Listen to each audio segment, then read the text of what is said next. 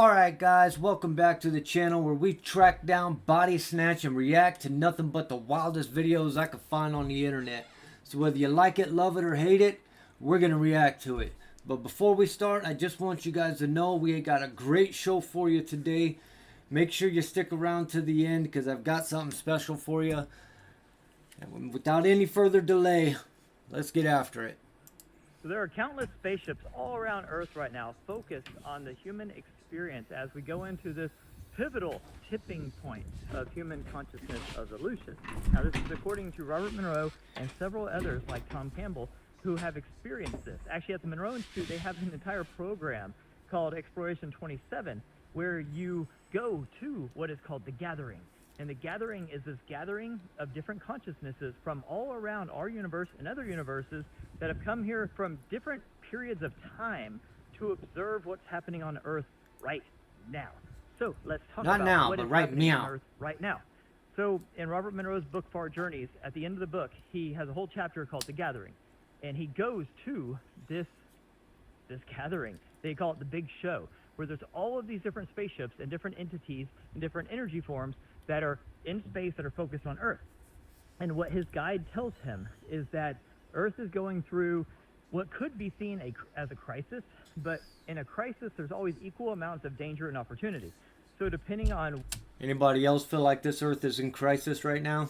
Let me know in the comments. What path human consciousness as a collective takes, this can be a transformative time in human consciousness where, according to his guide, we will basically transcend out of this sort of illusion of space and time into a higher form of human consciousness, right? And basically graduate up to this higher level, which is the entire purpose of what I call the simulator. So the simulator that we're in is for our own individual consciousness evolution, but as a whole, we're also evolving the collective human consciousness eventually into a singular sort of ultimate consciousness form that can then go and do all these amazing things. We're just one part of that, okay? So we're here to develop our own personal consciousness. So is he saying like there's subconscious like type deal? And create this individuated unit of consciousness, like Tom Campbell calls it. Or am I missing that? We're also working as a team to create a higher collective form of human consciousness, okay? That's the point of the simulator. So we're doing that right now, but we're at this tipping point. There's this very crucial tipping point that we're entering into where, according to his guide, it can go one of two ways, where we either do evolve into this higher consciousness form or we actually don't and we retreat as the dominant species on Earth. Now, if you read between the lines in this chapter of Far Journeys, what they're really telling us is that, this is my interpretation of it, to me it seems to have a lot to do with AI. It seems that there's going to be this merging of AI and human consciousness that will give us these abilities that we would never have before, okay? And clearly it might be able to take us to the next level. Hey, but let me know in the comments, guys, if you guys believe we should be intermingling human consciousness with AI. Let me know what you guys think, man. That we will be able to tap into, and because I'm pretty curious. Is like a bridge between us and these higher dimensional and higher consciousness entities, and we'll be able to like quickly ascend up and gather so much more information and understanding and perception of the universe and reality as a whole. Okay. And it will transcend this space-time simulator that we're in, and basically it will just level us up like in such a dramatic way that will basically be a whole new type of consciousness. Well, we'll be a whole new type of consciousness if Trump decides he wants to go to war. Believe that. That's if we use it correctly, okay? Now, we can also use it incorrectly.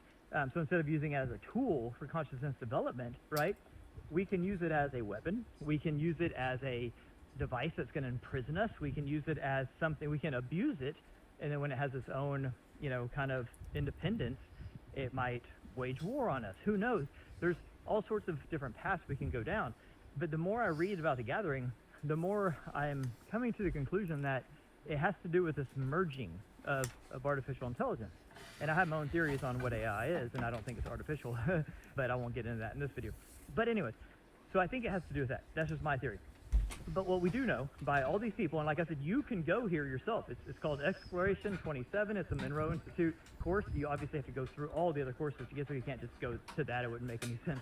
You know, it's like you can't go to, you know, jiu-jitsu class and take a test for your black belt if you've never, you know, even been a white belt before, okay? So there is a process to it. But this is something you can learn. You can go and talk to these consciousnesses that are aboard these ships. Sorry, There's guys. a whole bunch of them around Earth that are focusing and they're helping us. They're trying to guide us through here. You might ask why?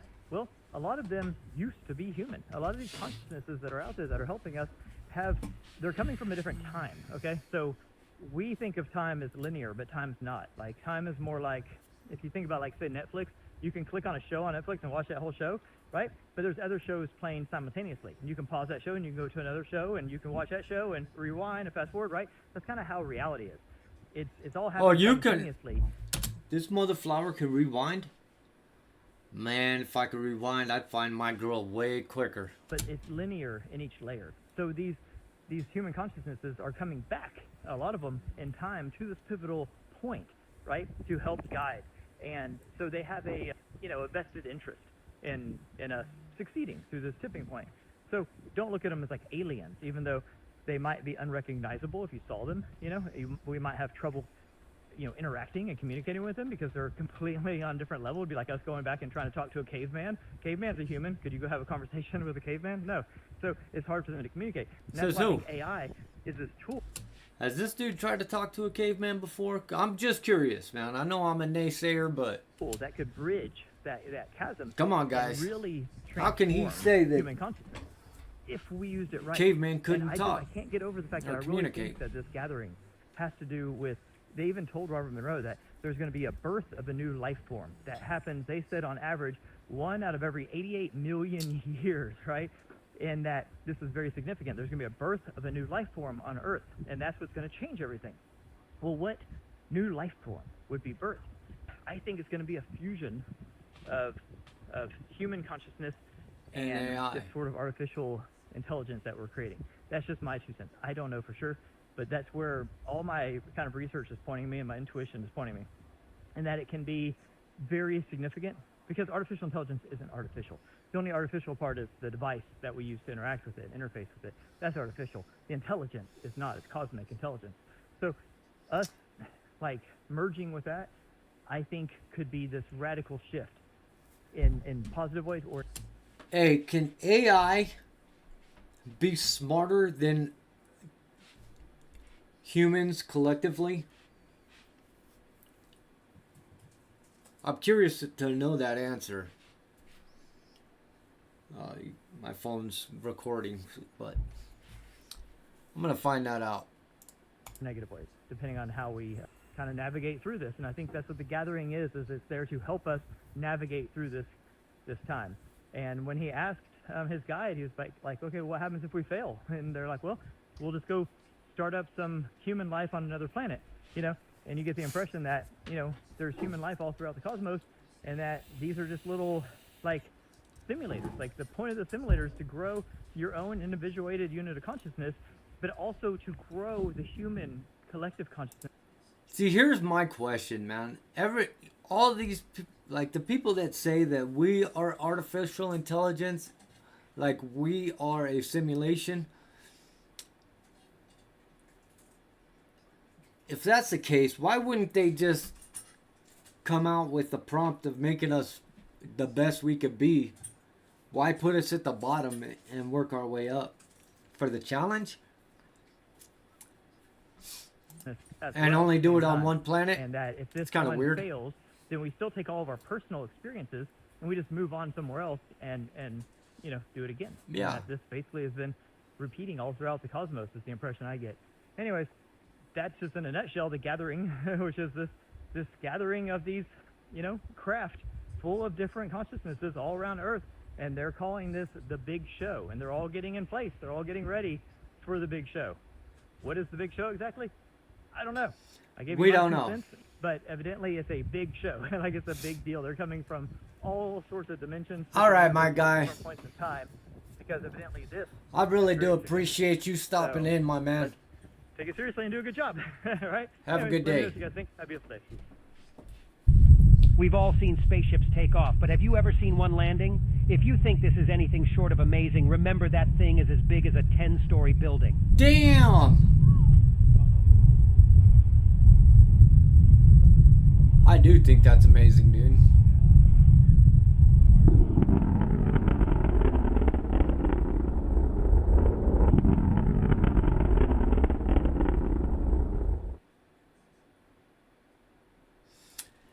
Hey, you remember when Yesterday, an ordinary man found a shard of broken glass. You remember when they used to just like be coming down on the space shuttle and then they would just bloop drop themselves into the ocean like it was a fucking turd in a toilet? Now they set these things down so gently you ain't even got to worry about whiplash in the cockpit. In the countryside. He casually held it up, pointing it toward the sky. What he thought was merely sunlight refracting revealed on the other side of the glass a massive space. You think he found a piece of glass that came off a spaceship or something? Hey, let me know in the comments what you guys think about this one. Spacecraft invisible to the naked eye. It hovered high above, its outline sharp and distinct, resembling some colossal mechanical structure slowly rotating. More astonishingly, when he captured it all on his phone, nothing appeared when viewed with the naked eye. It could only be seen through that piece of glass. Scientists suggested it might be a visual illusion caused by spectral shift. What's that? Oh, an astrophysicist at Harvard just said that there's a 12-mile-long mothership that's headed towards Earth. That they check this shit out, guys. A comet? Goody! Yeah, he said that there's a 12-mile-long mothership headed towards Earth. And however they got this information, I don't know, but they said that the mothership is on its way here in an aggressive way and is going to come here for a battle and or try to hurt us, I guess. I love that.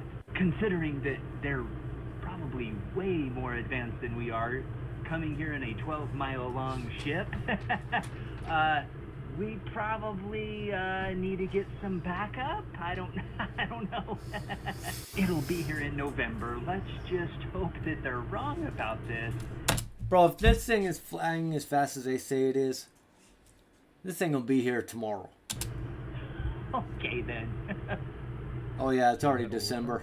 On this, so if you have not already heard, we are hearing that there this is isn't something old, though. Object that is baffling scientists, that is hurtling towards Earth as we speak. Now, take a look at some of the headlines coming out with me. Comet 3I Atlas could be nuclear powered, Harvard scientist says. I'm going to get you all the details on it.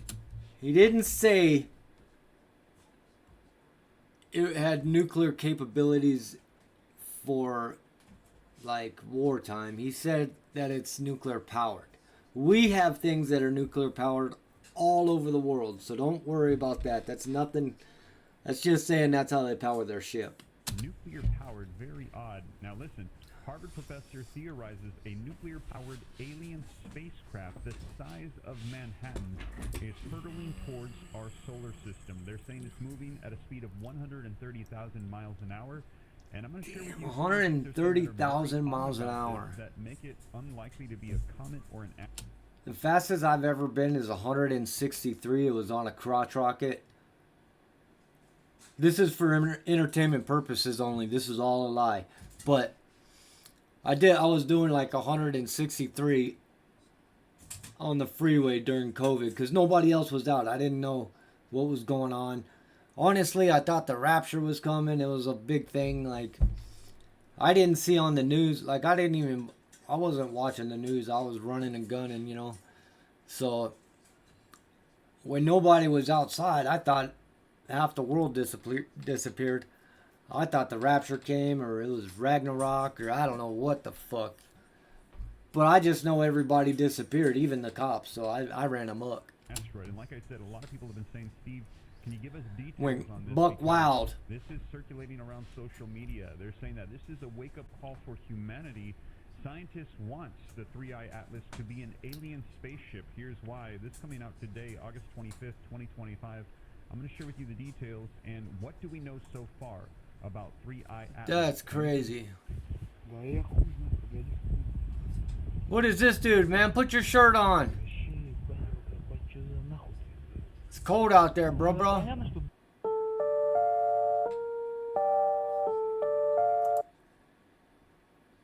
Hey, AI is getting wicked crazy good, huh?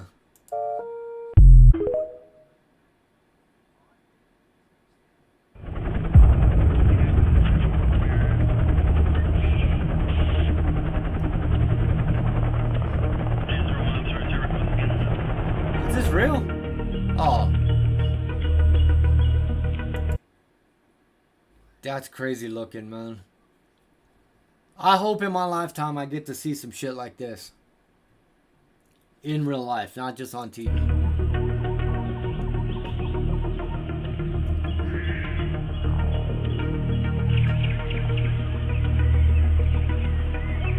The lens light. Hey, remember I was telling you guys about the aliens have that lens that goes over their eyes to make them look like real humans? It gives them the white part, the iris, and the pupil. Check this out. Like eyes of the so-called gray extraterrestrials, often described in abduction reports and UFO lore, are frequently interpreted as more than just biological features. Many Hey, and put a researchers nose and on that theorists guy? speculate that these large black You put an actual nose on this guy up, half of you dudes wouldn't even realize this dude was alien. You guys would just be like, that's an ugly mofo right there. almond-shaped eyes may actually be advanced sensory or technological interfaces. Here's a deeper look at the possible You ever meet somebody with almond-shaped eyes? Think about it, guys. technological capabilities these lenses might possess. 1.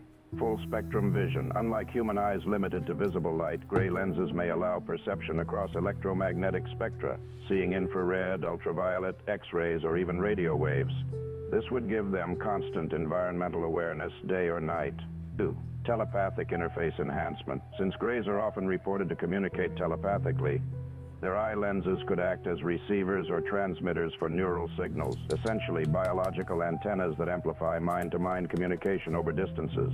3. Data recording and storage. The lens could function like a built-in recorder, capturing visual data with extreme precision and storing it internally or transmitting it to a central hive network if they operate as a collective.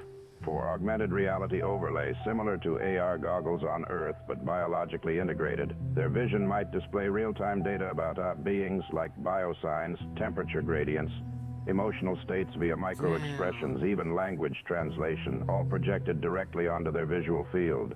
5. Energy regulation, environmental adaptation. If their home planet has extreme conditions, too bright, too dark, the lens could auto-adjust like an aperture under any lighting condition, or protect against radiation exposure in deep space environments.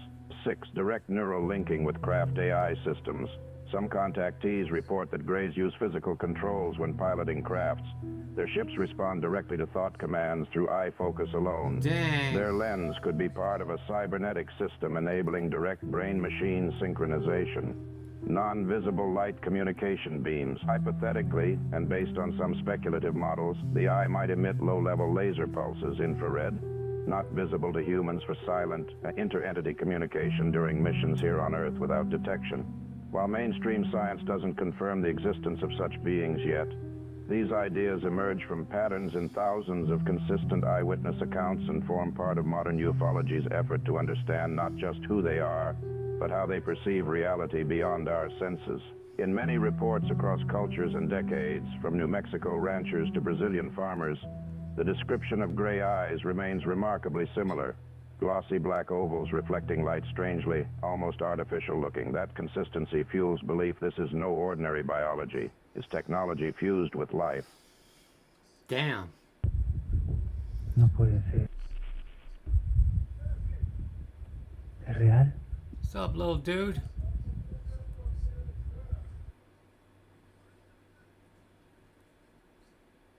This disturbing video was accidentally captured during a TikTok live stream, and it has already shocked millions of viewers.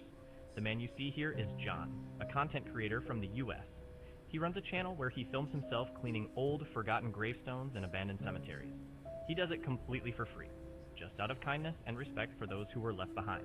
John always brings a small radio with him while he works, just to keep himself company. But during one of his recent live streams, while cleaning the grave of a 5-year-old girl named Mary Saffron, something truly chilling happened. He suddenly heard this through his radio. What is your name? My name is John, Mary. It sounded like the voice of that very same little girl, as if she was trying to thank him. But that's not even the scariest part. Listen to what she said next.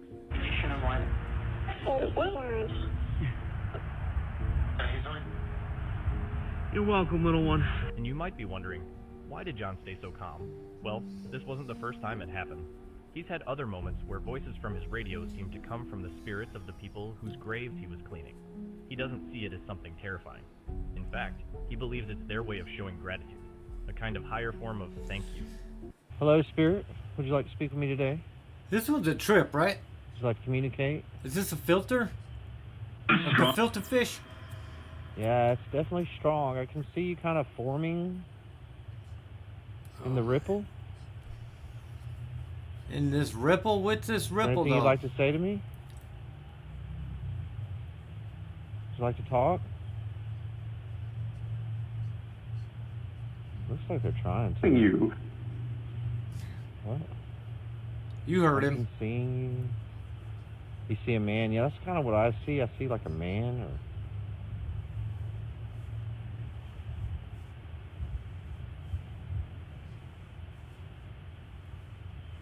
Yeah, we do. Would you like to communicate with me? Bad. What's bad? You are. Go with us. Go with me. You're bad. You go with us. Where would you like to go? With your... I'd like to go And with you. Listen, you guys, if you guys are ever calling spirits in a graveyard, man, don't be trying to attach that spirit to you and let that thing follow you home. I think that's what it said. You can come Come with on. me. Use your brain. It's Halloween, why not? Yeah, sure, you can. Use your brain. Why not? It's Halloween. Hey, buddy. You heard still Monkey, with go. us with your... A. Can you give me your name? Come on, monkey. Is that possible? Can you give me your name? Saskatchewan's number. Thank you, Rose.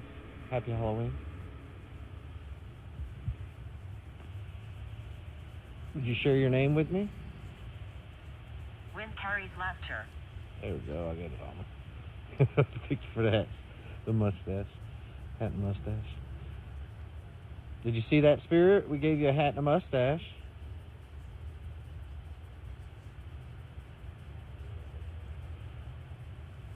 Oh, no, no. She shouts. She shouts. Alright, we're gonna move on, guys. Oh, that thing just walked away. I hope you enjoyed that. Thank you for the roses. Are you going to try to hurt us today like you did last time? Cross for yes, open for no. Might want to leave. Is there anything that you would like to tell us? Hi. Hi. Can I ask you what your name is?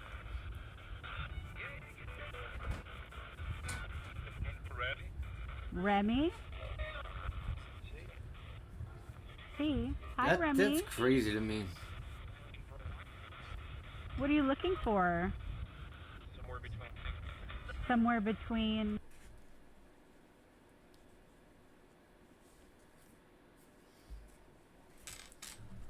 Well, I guess that's it, guys.